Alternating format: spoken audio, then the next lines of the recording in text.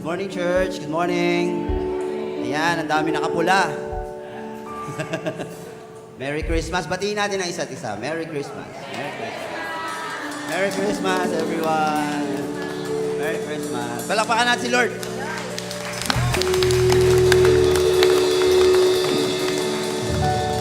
Ayan. Sabi nga sa Psalm 8:1, Lord, our Lord, how majestic is your name in all the earth. So, praise the Lord.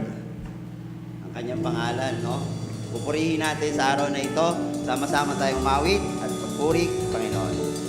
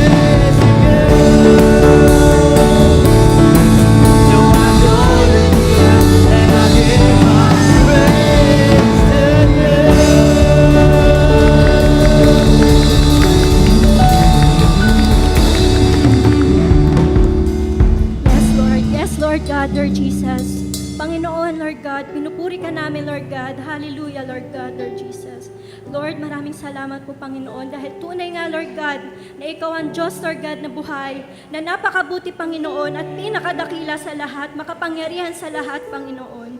Lord God, salamat po sa kalakasan, Lord God, na patuloy niyo po ipinagkakaloob sa amin, Lord God.